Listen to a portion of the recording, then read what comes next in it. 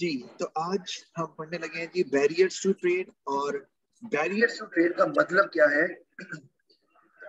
Any factor और action that restricts international trade, ठीक है, दैट डिस्करेज ईदर इंपोर्ट और एक्सपोर्ट, तो उसको बोलते हैं बैरियर टू ट्रेड। वैसे भी बैरियर नजर आ रहा है ना, अगर रोड पे भी बैरियर लगा हो तो क्या मतलब है इसका? Either there will be no flow of traffic at all, क्योंकि बैरियर है तो ट्रैफिक वहां से गुजर ही नहीं रही, या ये है कि traffic will be very slow क्योंकि बैरियर लगा हुआ है और देयर इज अ वेरी, आप कह लो कि small area between the barriers जो कि पुलिस ने लगाए हुए हैं लेट से, और वहां से यू हैव टू पास, तो वो ट्रैफिक का फ्लो कम हो जाता है। इसी तरह से बैरियर जब ट्रेड पे लगाए जाते हैं तो इंटरनेशनल ट्रेड का फ्लो भी कम हो जाता है, खत्म भी हो सकता है किसी एक कंट्री से, तो उसको हम बैरियर कहते हैं। तो वो कोई फैक्टर, वो action taken, measures taken by the government किया जा सकता है, उसी के बारे में हम बात करने लगे। तो उसमें पहले आ गया जी टैरिफ्स। टैरिफ हम बोलते हैं taxes on imports. I repeat, tariffs हम कहते हैं taxes which are imposed on imports. अच्छा, अब ये है कि इसकी डेवलपमेंट आपको अच्छे से जरूर आनी चाहिए कि अगर टैरिफ जो है वो टैक्सेस हैं, टैक्स ऑन इंपोर्ट्स है, तो उससे क्या होगा?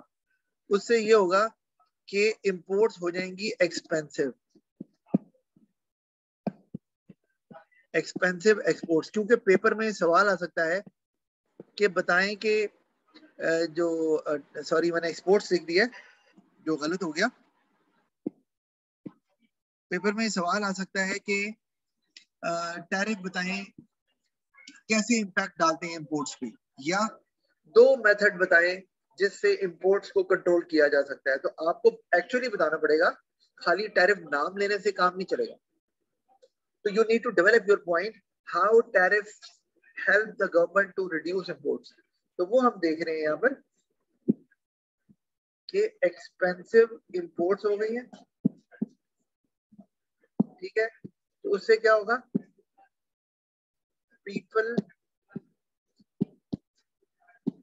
पीपल प्रेफर चीपर, एक मिनट सही था मुझसे लिखा नहीं गया,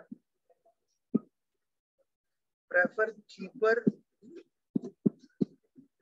लोकल आइटम्स, ठीक है जी। और इससे हम क्या कहेंगे?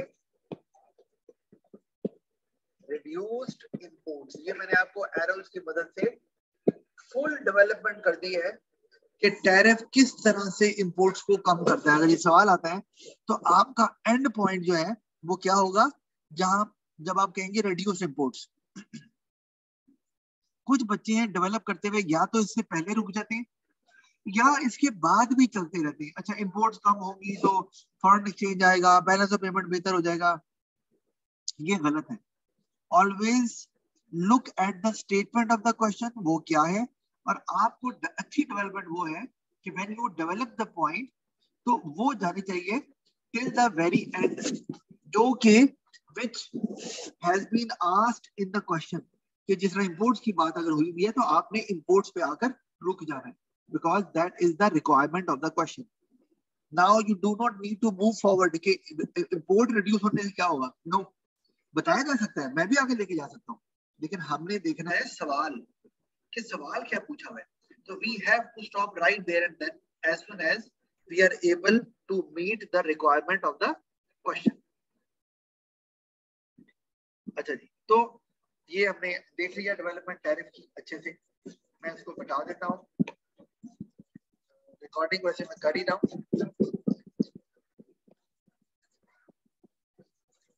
इसको हटा के अगला जो है ये आपको साथ साथ ऊपर डेवलपमेंट बहुत इंपॉर्टेंट है। दूसरा हमारा पॉइंट आ गया सब्सिडीज। सब्सिडीज से आप वाकिफ है ना, क्या होती है सब्सिडीज? कौन बताएगा? सर गवर्नमेंट कॉस्ट शेयर करती है, कॉस्ट शेयर। गवर्नमेंट आपको एक अमाउंट पे करती है, यानी कि ये टैक्सेस का ऑपोजिट है, और उससे आपको कॉस्ट शेयर करने में हेल्प मिलती है, आपकी कॉस्ट कम हो जाती है। तो इसको अगर मैं डेवलप करूं, जरा गौर करो इसको कि मैं इसको कैसे डेवलप करने लगा हूं, कि सब्सिडी जो है, अगर मैं just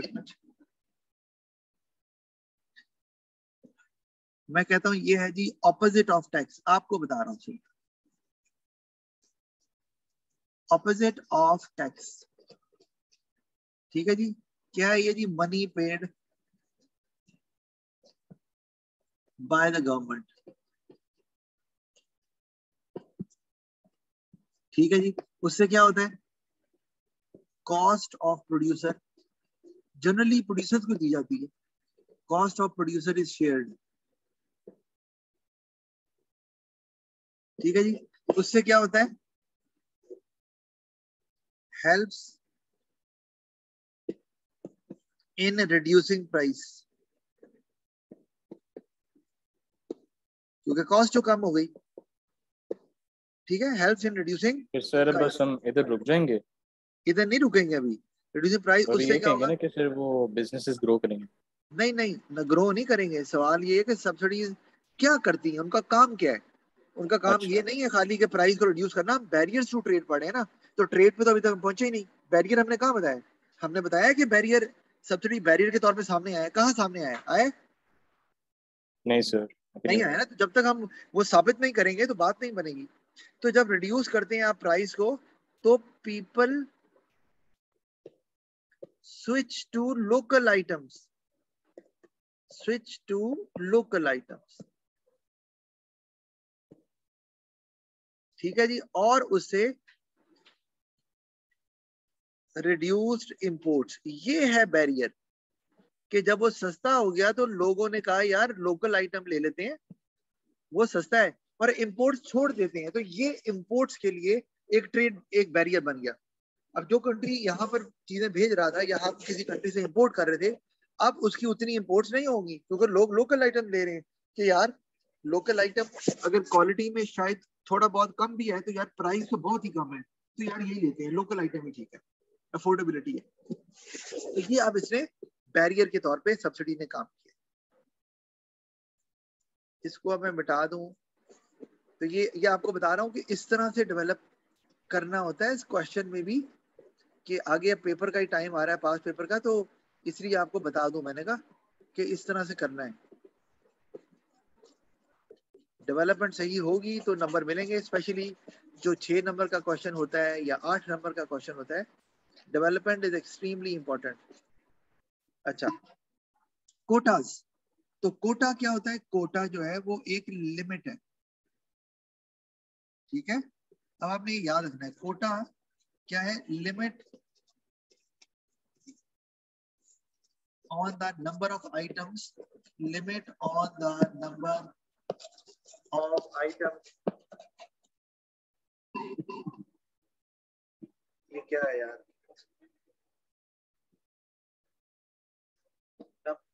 number of items imported.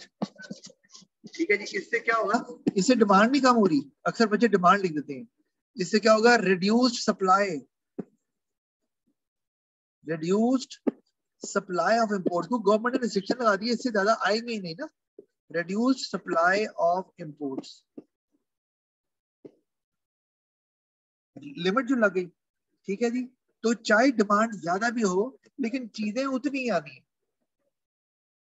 Supply imports की ज्यादा आ ही नहीं पा रही। तो ये हम बात हमने पूरी कर ली, मुकम्मल हो गई ना हमारी बात। हमने यहाँ पर 2 कनेक्शन बनाए हैं, 2 ही काफी हैं, हमें नंबर मिल जाएंगे यहाँ। अच्छा, इसी तरह आगे हम चलें तो ये बैरियर की बात हमने कर ली है। और आगे जैसे एम्बार्गो, एम्बार्गो क्या होता है? कंप्लीट बैन, जैसे पाकिस्तान और इंडिया में है, या चाइना और अमेरिका के दरमियान है। तो या तो ये जो हमें नजर आ रहा है, ये क्या ईरान या अमेरिका का भी बोल सकते हैं, उसमें भी चल रहा है। तो एम्बार्गो कंप्लीट बैन है कि ये इस मुल्क से चीजें नहीं आएंगी। तो जब नहीं आएंगी तो इम्पोर्ट्स ऑटोमेटिकली कम हो जाएंगी। ठीक है ना, ये तो समझ आती है बात की। अच्छा, इसी तरह excessive quality standards and bureaucracy, ये क्या चीज है जी? ये है कि गवर्नमेंट जानबूझकर जो आइटम्स मुल्क में आ रही है ना इम्पोर्टेड, उनके क्वालिटी स्टैंडर्ड्स को गैर जरूरी तौर पे बढ़ा देता है कि जी इससे कम क्वालिटी हम एक्सेप्ट नहीं करेंगे, चाहे उससे कोई खास फर्क ना पड़ता हो, लेकिन गवर्नमेंट ने वो मिनिमम रिक्वायरमेंट क्यों बढ़ा दी क्वालिटी स्टैंडर्ड्स की? ताकि every firm, every other firm which is trying to import their export their goods to that country, या वो कंट्री जहां से इंपोर्ट कर रहा है जिन फर्म से, हर फर्म जो है ना वो अपनी चीजें यहाँ पर सेल ना कर सके, क्योंकि अब वो क्वालिटी को मीट करना क्योंकि स्टैंडर्ड बढ़ा दिया है, तो it is not possible for every single firm. तो some firms will take a step back, वो कहेंगे छोड़ो यार इस कंट्री को, किसी और में चलते हैं, इधर तो क्वालिटी के स्टैंडर्ड ही बहुत हैं, ये डॉक्यूमेंट जमा कराओ, क्वालिटी को इस तरह का होना चाहिए, ऐसा नहीं होना चाहिए, यार ऐसे तो कॉस्ट ही बहुत बढ़ जाएगी, हम नहीं बनाते। ठीक है, तो उससे ये होगा कि yes imports will come, but there will be a significant fall in imports because now every single firm trying to sell their goods in the other country will not be willing to sell in that country. क्यों? क्योंकि अब वो quality standard या तो meet नहीं कर पा रहा है या फिर वो उसके लिए अफोर्डेबल नहीं है। अच्छा, और ब्यूरोक्रेसी जो मैंने आगे लिखा हुआ है ये है पेपर वर्क, यानी कि इतना उलझा दो पेपर वर्क में, डॉक्यूमेंटेशन में, कि जिससे इतना ज्यादा डिले आएगा कि जो दूसरे मुल्क से चीजें सेल कर रहे हैं, यानी कि वो तो एक्सपोर्ट कर रहे हैं, या हमारे मुल्क में जहां से इंपोर्ट आ रही है उसके लिए मुश्किल हो जाएगा। यार ये अब 6-6 महीने कौन इंतजार करेगा, पहले 6 महीने डॉक्यूमेंट पूरे करके दो, फिर हम अपनी चीजें भेजेंगे, तो उतनी देर में रेवेन्यू नहीं आएगा, तो दे विल स्ट्रगल कि इतनी देर तक कोई बिजनेस बगैर पैसे कमाए तो नहीं चल सकता ना, या बड़ा मुश्किल होगा उसके लिए, हर एक के बस की बात नहीं है। बड़ी फर्म्स कामयाब हो जाएंगी, वो चला पाएंगी, फिर भी वो they can afford for some time without earning money, लेकिन छोटी फर्म या और दूसरी फर्म वो नहीं कर पाएंगी। तो दोनों का काम यही है कि क्वालिटी स्टैंडर्ड को और पेपर वर्क को, डॉक्यूमेंटेशन को गैर जरूरी तौर पर, इसीलिए एक्सेसिव का वर्ड लिखा है, excessive is a negative word, तो गैर जरूरी तौर पर बढ़ा दिया जाता है, क्योंकि उसका मकसद ये नहीं होता कि हमें आवाम की सेफ्टी की जरूरत है या हाइजेनिक चीजें आनी चाहिए वो है कि इंपोर्ट्स कम आए ताकि हर बंदा इस स्टैंडर्ड को, इन डॉक्यूमेंटेशन को मीट ना कर सके और इंपोर्ट्स कम हो जाए, ये मकसद है। अच्छा, फिर एडवांटेजेस ऑफ ट्रेड बैरियर्स अगर हम देख लें, sorry arguments of trade barriers, ये भी सवाल पेपर में आया हुआ है कि discuss whether trade barriers are beneficial for an economy. अब इस तरह का 8 नंबर का सवाल आएगा तो obviously you have to give. हाँ जी सर, ये नोट्स में सर एक और पॉइंट है एक्सचेंज कंट्रोल का सर, बैरियर्स ऑफ ट्रेड में। अच्छा, वो भी है, गुड, अच्छी बात। अगर आपने अब क्या ही दिया है तो मैंने शायद यहाँ नहीं लिखा हुआ, तो मैं यही बता देता हूँ आपको। देखो यहाँ मैं पॉइंट लिख रहा हूँ,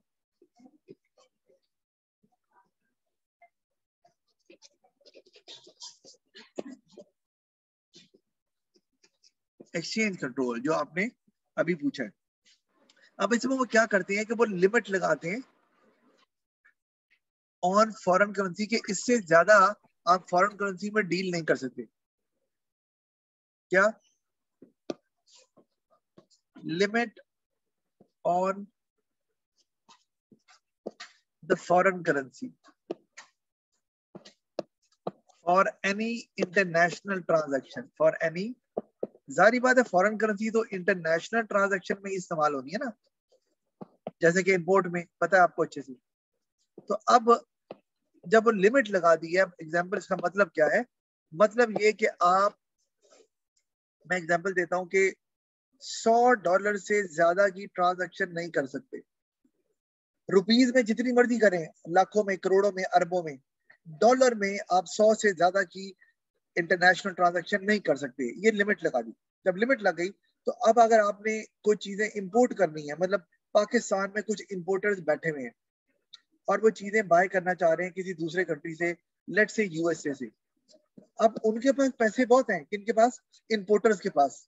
दे can buy lots of goods from USA लेकिन अब प्रॉब्लम ये है, यूएसए ने आपसे पेमेंट किस टर्म्स में मांगनी है, किस फॉर्म में है? Dollar sir. डॉलर्स में। और गवर्नमेंट ने क्या कहा है कि भाई आपने जितनी ट्रेड करनी है करें, लेकिन डॉलर में आप $100 से ज्यादा की ट्रेड नहीं कर सकते। अब मसला आ गया, इसका मतलब अब आप यूएसए से $100 से ज्यादा की चीजें नहीं खरीद सकते।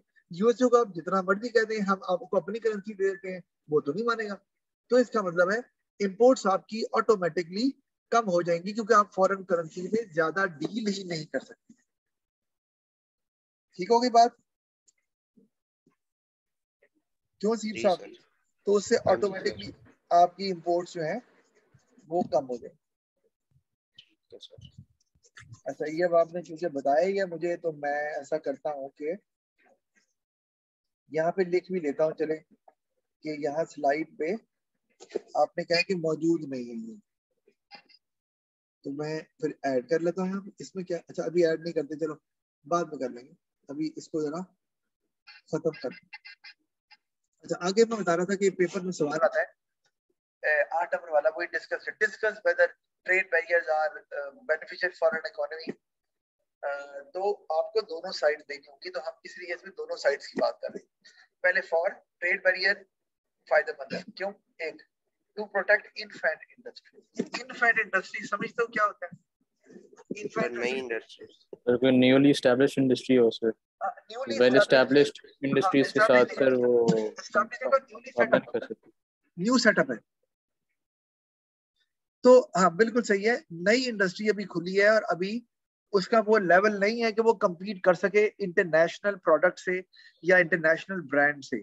तो उसको कुछ टाइम चाहिए, स्ट्रगलिंग पीरियड जिसे बोलते हैं, जिसमें वो अपने आप को एक बेहतर बिजनेस के तौर पर डेवलप कर सके, और फिर आपको आप जिससे मर्जी compete करवा लें उसे। तो वो अभी चूंकि अभी इनिशियल स्टेज में है, अभी प्रिमिटिव स्टेज है उसकी, तो वो आपको थोड़ा टाइम पीरियड चाहिए, जिसके लिए आप बैरियर लगाते हैं कि अभी इंपोर्टेड आइटम ना आए, ताकि लोग अभी इनफैंट इंडस्ट्री से लें, although quality might not be of the same standard, but because people may not have any option, they will buy from infant industries, और उससे फिर उनके पास जब रेवेन्यू आएगा तो they will improve their quality Aahista Aahista बना बनाकर। तो ये एक मेन फायदा ट्रेड बैरियर का ये हो सकता है। और आपको पता है कि इंफैंट इंडस्ट्री का ग्रो करना क्यों जरूरी है? कल को वही एक बड़ी लार्ज और एस्टैब्लिश बिजनेस बनता है, और फिर वो लॉट्स ऑफ एम्प्लॉयमेंट को एंगेज करता है, एम्प्लॉइज को एंगेज करता है, huge amount of tax revenue देता है, जीडीपी में हैवीली कंट्रीब्यूट करता है। तो ये जरूरी है, इसीलिए इनफैंट इंडस्ट्रीज को प्रोटेक्ट करना। अच्छा, फिर है टू प्रोटेक्ट सनसेट इंडस्ट्रीज। अच्छा, सनसेट क्या होती है बोला? नाम से पता चल रहा है, वो इंडस्ट्रीज विच आर है। डाइंग। जवाल आ गया, हाँ, जवाल आ गया उसको। जवाल, हाँ हाँ, यानी कि dying industries, but you want those industries to continue for some time period, क्योंकि वो industries still they are significant in providing employment and contributing towards the GDP of the country. मतलब डाइंग, डाइंग के बावजूद, कहते हैं ना वो मरा हुआ हाथी भी 1.25 लाख का होता है, ये वही वाली बात है कि वो इतनी बड़ी है। जैसा पीआईए कितने लोगों को लेके जाती आती है, कितने लोग मुलाजिम हैं, इमेजिन करो। पाकिस्तान रेलवे कितने मुसाफिर जाते हैं, कितने लोग हैं।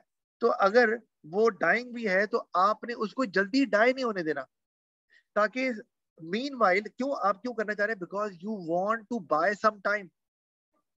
आप कह रहे हैं कि मीनवाइल ये स्लोली डाई करेगा, उस वक्त तक हम कोई और इंडस्ट्री खड़ी कर लेंगे in parallel, and employment can be shifted to that industry, और एंगेज कर लेंगे, और जीडीपी वहां से कंट्रीब्यूशन शुरू हो जाएगी। तो इन टर्म्स ऑफ जीडीपी और एम्प्लॉयमेंट बिजनेस को उतना नुकसान, इकोनॉमी को उतना नुकसान नहीं होगा।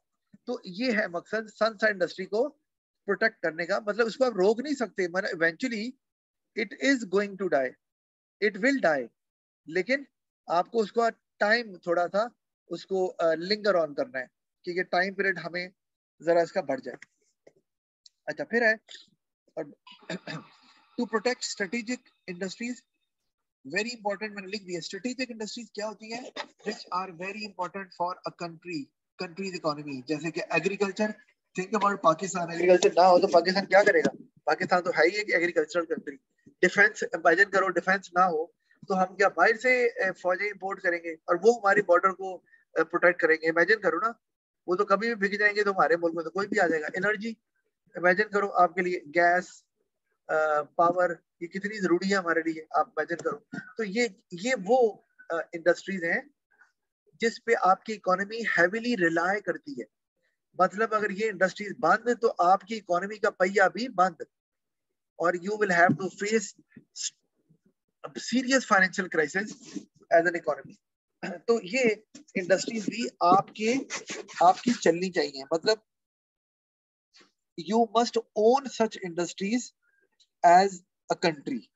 अगर ये भी आपने इंपोर्ट करना है तो भाई आप तो गए। सोचो एग्रीकल्चर, अगर आप एग्रीकल्चर कंट्री आप नहीं है, या आप बाहर नहीं बनाते कोई फल फ्रूट वेजिटेबल्स, तो अगर किसी कंट्री से आप मंगवाते हैं और उस कंट्री से now you do not have good relationships, ठीक है, टर्म्स अच्छे नहीं है, तो क्या होगा? वो आपका खाना पीना बंद कर सकते हैं। आपके पास तो है ही कुछ नहीं। अब इमेजिन कर लो ना कितना बड़ा थ्रेट है। इतना डिफेंस को सोच लो, आपके ताल्लुकात खराब होगा, उन्होंने कहा जी हम अपनी आर्मी वापस लेके जा रहे हैं, तो इमेजिन करो क्या होगा। Your borders will be armyless. Your borders will be free for anybody to cross. तो imagine energy, think about energy। आपको पेट्रोल अभी मिलना बंद हो जाए, क्या होगा? गैस मिलना बंद हो जाए, क्या होगा? कोल ले लो, वो भी पावर देता है आपको। तो अब हमारे पास देखो, गैस तो हमारी चलो निकलती है, ऑयल नहीं निकलता, वो हम बाहर से लेते हैं, इसलिए हम डिपेंडेंट है ना बड़े। ऑयल जहां जहां से निकलता है वो डिपेंडेंट नहीं है। यूएसए में ऑयल है, USA is having biggest oil reserves in the whole world. देते नहीं भाई किसी को, उन्हें पता है कि हमने रशिया अपने के मुल्क बाद को। से, हाँ तो रशिया के बाद। हाँ, या ऐसे कह लो, वन ऑफ द बिगेस्ट। तो अब अंदाजा करो, हम सऊदी अरब कोई बहरीन को, ये जो मिडिल ईस्ट कंट्रीज है उन्हीं को गिनते रहते हैं, हमें अंदाजा ही नहीं है। वो इराक को तबाह कर दिया, उसके कुएं जो है ना वो कब्जे में कर लिए, तो वो चाहते थे भाई हमारे पास ही पावर हो। तो यही बहाना बनाया था ना फिर हमारे प्राइम मिनिस्टर का भी कि रशिया क्यों गए भाई आप? क्या मतलब है भाई, हम जहां मर्जी जाएं, आजाद मुल्क है हमारा, हम आपको क्या तकलीफ है? बहरहाल, तो अब सही है। और रशिया बड़ा भी बहुत ज्यादा जाहिर होता है। अब वो भी उसी तरह की सुपर पावर है जिस तरह अमेरिका की है, तो इसलिए अमेरिका रशिया से टक्कर नहीं लेता, ना ही रशिया अमेरिका से टक्कर लेता। उन्हें पता टक्कर का फायदा कोई नहीं है, दो बड़े जाइंट्स हैं तो दोनों का ही बहुत ज्यादा नुकसान होगा। एनीवे, तो वो अपने जो स्ट्रेटेजिक इंडस्ट्रीज हैं उनको अपने कंट्रोल में रखते हैं, अपने ओनरशिप उनकी होती है, इसी वजह से उनकी इकोनॉमी स्ट्रांग है। अच्छा, आगे चलते हैं। तो to protect from dumping, dumping समझते? वेस्ट को डंप करना। किसको? डंप सर नहीं करना तो समझा। जैसे सर लिमिट करना, क्या करना सर ये? डंप का मतलब है, एक मैं ऐसे ही आपको बताता हूँ, इससे रेलेवेंट तो नहीं है लेकिन शायद आपको कुछ देर में आए, कि जी वो उसने ना अपने अपने बॉयफ्रेंड को डंप कर दिया, या बॉयफ्रेंड ने अपनी गर्लफ्रेंड को डंप कर दिया। सुना है कभी वर्ड?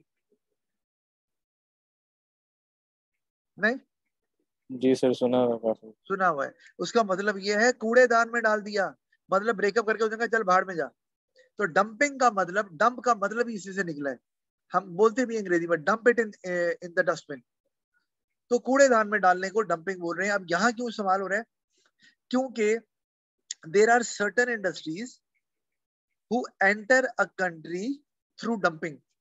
मतलब क्या वो कूड़ा लेके आते हैं? नहीं, वो ये करते हैं कि they sell their goods in another country at a very low price and sometime below there cost. Can you imagine? इसलिए डंपिंग बोल रहे हैं कि कूड़े के भाव, कौड़ियों के भाव, कूड़े के भाव बेच रहे हैं दूसरे मुल्क में। And the purpose is to capture the whole market. Obviously, when the quality is good and the price is very low, it will be affordable for everybody. People will like to buy, love to buy rather, और उससे वो market को capture कर लेंगे और बाद में monopoly बना के वो फिर प्राइसेस अपनी हाई कर लेंगे और सारा जो नुकसान है उसको पूरा कर लेंगे। तो ये डंपिंग को रोकने के लिए, क्योंकि अगर आप ज्यादा इंपोर्ट्स को अलाउ करेंगे तो चांसेस आर देयर कि कोई ना कोई कंट्री इंपोर्ट्स को डंप करके आपकी कंट्री में जो मार्केट है उसको टेक ओवर कर ले, मोनोपोली बना ले।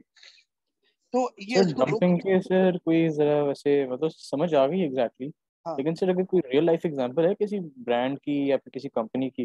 कंपनी की क्या, चाइना को ही ले लो। अब चाइना पे कितनी दफा इल्जाम लगा है कि चाइना जो है वो डंपिंग करता है पूरे दुनिया के अंदर, और उसमें ये डंपिंग मतलब क्या कहते हैं वो ये कहते हैं कि the price at which they are selling, this is this is not because their cost is very low, this is not real. कि एक होता है ना कि कंपनी की कॉस्ट ही बहुत कम है तो वो बहुत ही सस्ती बेच रहा है। वो इल्जाम लगाते हैं चाइना पे कि China is supporting their industries, their firms, their businesses. They give them heavy subsidies and instruct them to dump it in other countries. तो ये तो बड़ा ओपन है, सबको पता ही। तो ये इल्जाम लगता रहा है पहले। अब ये है कि बहरहाल चाइना ने अपना स्टैंडर्ड जो है वो अब बढ़ाना शुरू कर दिया है, आपको पता ही है, पहले भी बात हुई है। तो लेकिन ये बड़ा अरसा इस पे होता रहा, और चाइना ने यही काम था कि हम पूरी दुनिया में पहले अपने प्रोडक्ट बेच तो सके, जितने बिकेंगे उतने ही हम ज्यादा प्रोड्यूस करेंगे, और ज्यादा जब प्रोड्यूस करेंगे तो we get expert in that, और gradually will improve the quality as well. और वही हुआ, वो उन्होंने कर लिया। तो अभी ये जो आपकी चैंगन एल्सिन चल रही है, it's a very good car, it's a popular car these days, people are buying it. City और आपकी कोरोला के होते हुए इतने बड़े जाइंट आप कह लो कार मैन्युफैक्चरर्स फ्रॉम जापान, और उनको टक्कर दे दी इसने। अब आए हुए टाइम कितना हुआ है, कुछ साल, 2 साल। तो ये डंपिंग में इसको रोकने के लिए ऐसे आप कर सकते हैं, ट्रेड बैरियर लगा सकते हैं। तो limit over specialisation, over specialisation, ये भी over is a negative word. हम बोलते भी हैं don't try to be over smart, मतलब आसान लफ्जों में देसी तरीके से, और भाई ज्यादा शोखा ना हो। ठीक है, over smart is not a good word. You look smart, you talk smart, या fine, we understand that. Over नहीं, ठीक है, ओवर कोई भी चीज अच्छी नहीं होती। तो ओवर स्पेशलाइजेशन का मतलब है now you have narrowed down your specialization to very few products, one or two. आपने सिर्फ एक या दो चीजों में स्पेशलाइजेशन की हुई है, इट इज वेरी रिस्की। क्यों? Whole economy relies heavily on those two items. वो किसी वजह से नहीं बन सकी, खराब हो गई, या कोई वजह हो गई, तो आपकी तो पूरी इकोनॉमी कोलैप्स कर गई ना, क्योंकि आपकी तो इकोनॉमी डिपेंड ही उन पर कर रही है। ना आपकी एक्सपोर्ट्स होगी, ना आपकी जीडीपी में कुछ कंट्रीब्यूट होगा, ना टैक्सेस आएंगे, ना एम्प्लॉयमेंट होगी, तो मामला खराब हो जाएगा। तो इसको रोकने के लिए आप इंपोर्ट्स को रोकते हैं, ताकि variety of item should be produce. क्योंकि अगर आप कहते हैं यार हम दो चीजों में अच्छे हैं, हम यही बनाएंगे, ओके, और बाकी चीजें, बाकी 25 चीजें तो यार वो बाहर से ले लेंगे, क्योंकि वो हम अच्छी नहीं बनाते। तो ये it will give a wrong message to businesses. क्यों? उससे इकोनॉमी लेटर ऑन स्ट्रगल करेगी। अगर ये दो किसी वजह से क्राइसिस आ गया और ये दो इंडस्ट्रीज आपकी बंद हो गई, या प्रोडक्शन नहीं हो सकी, या उस लेवल की नहीं हो सकी, तो इट्स वेरी रिस्की। पूरी इकोनॉमी 2 या 3 चीजों पर रिलाई कर रही है उनकी प्रोडक्शन पे। तो उसको रोकने के लिए कि आप बैरियर लगाते हैं ताकि इंपोर्ट्स कम आए, and local businesses they must produce other variety of products. जी राजेश, क्या कह रहे हो? तो ये इस तरह होएगा कि जैसे अगर एक बहुत बड़ी ऑयल इंडस्ट्री है और एक बहुत बड़ी क्या कहते हैं सर, हमने कह लें शू इंडस्ट्री है, या फिर सिर्फ कार चलें वो सर मतलब हाँ जो ले लो मोटर ये, कार है उसकी है हाँ कार जी। मैन्युफैक्चरिंग और शू ले लो। जी। तो फिर अगर ये आउट ऑफ डेट हो जाते हैं फॉर सम रीजन, कोई नई टेक्नोलॉजिकल एडवांसमेंट आ गई और फिर आप मतलब और ऐसे ले कोई लो, बिजनेस नहीं। नहीं नहीं आप देखो देखो, कार और शूज, कोविड-19 आ गया, कोविड-19 आया, स्कूल बंद हो गए, अब ना कारोबार चल रहे हैं तो गाड़ियों की जरूरत नहीं है, ना स्कूल चल रहे हैं तो जूते भी आप कहें चलो हमने कौन सा पार्टियों में जाना है, स्कूल जाना है। तो अगर कोई कंट्री इन्हीं दोनों पर रिलाय करता तो वो तो कोविड-19 में तबाही हो जाना था, जी सर। क्योंकि बाकी जो लेकिन जरूरत सर की ये स्ट्रक्चरल चेंज के साथ नहीं आएगा? ओवर स्पेशल नहीं, ये आप ओवर स्पेशलाइजेशन आपने की है।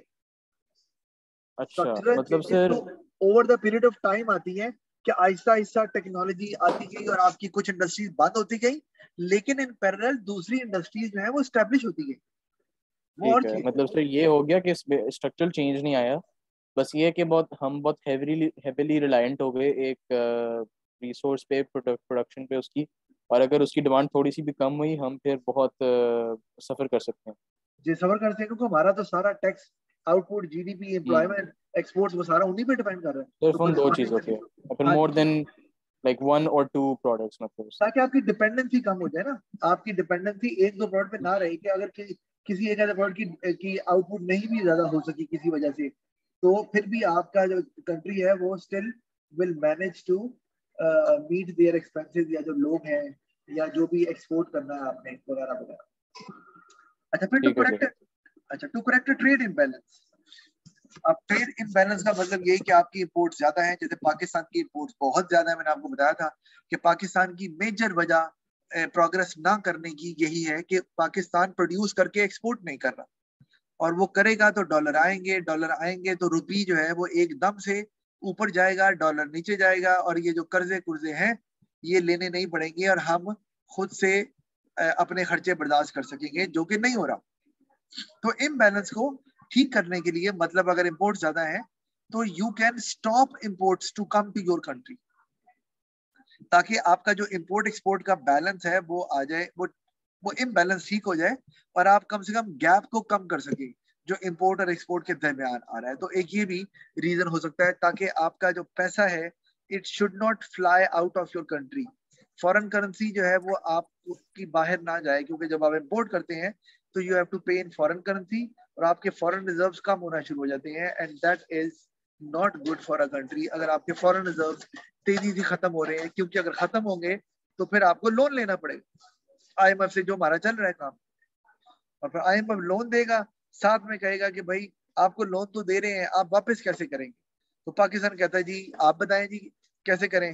वो कहते हैं फिर अच्छा टैक्सेस बढ़ाओ, पेट्रोल की कीमत बढ़ाओ, ये चीज की फलाने की कीमत बढ़ा दो, तो ये करते हैं ना, क्योंकि उनको तो अपने पैसे वापस चाहिए, तो फिर वो जो कहते हैं आप वही करते हैं। अभी पेट्रोल देखना महंगा होने लगा है, होना ही होना है, क्योंकि आईएमएफ ने कंडीशन रखी हुई है पाकिस्तान के लिए, अभी जो लास्ट कर्जा भी दिया है, और अभी 2023 तक ये चल रहा है कि भाई आपने पेट्रोल महंगा करना है, ताकि आप वहां से रेवेन्यू जनरेट करके हमें दें। अभी पेट्रोल कम क्यों है? क्योंकि सब्सिडी गवर्नमेंट दे रही है, गवर्नमेंट सब्सिडी दे रही है, मतलब पल्ले से पैसे डाल रही है, जिससे आवाम को सस्ता मिल रहा है। तो जब ये सब्सिडी वरना उठाई, सर वो कह रहे हैं कि ज़्यादा महंगा, मतलब से बाकी कंट्रीज में बहुत महंगा हो गया, पाकिस्तान में फिर भी सस्ता है। अरे यार सस्ता, बात सुनो, सस्ता और महंगा देखा जाता है इन कंपैरिजन टू कि लिविंग परचेजिंग स्टैंडर्ड्स पावर के ऑफ हिसाब द, से, हाँ है ना जी, सर, परचेजिंग पावर। जी बिल्कुल। ठीक है सर। तो उनका बट वो सर यहाँ पर ज़रा, यहाँ पर उन, सर। तो वही ना, तो इसलिए खाली ये नहीं देखना कि उनकी महंगाई, हमारी महंगाई कम है, हमारी इनकम कितनी है एक आम आदमी की, उनकी कितनी है। उनकी इनकम है एक जापान में इनकम कितनी है जी एक आम आदमी की साल की? $50,000 जी पर एनम, पर कैपिटा। हमारी कितनी है जी? 3,000 अंदाजा लगा लो, $50,000 और $3,000। तो इमेजिन करो। 47,000 का डिफरेंस है सर पर तो कैपिटा। तो स्टैंडर्ड ऑफ लिविंग आप देख लो कि वो क्या एंजॉय कर रहे हैं और हमारे लोग क्या कर रहे हैं। तो हमारी महंगाई की तो बात जो लोग करते हैं गलत करते हैं, कि महंगाई हमें बहुत ज्यादा फील होगी। अच्छा, फिर आगे हम चलते हैं तो रिटेलिएशन। ये समझते हैं रिटेलिएशन क्या होती है? नहीं सर। सर सर वो सर मीटिंग में सर किसी 1 मिनट रह गया सर।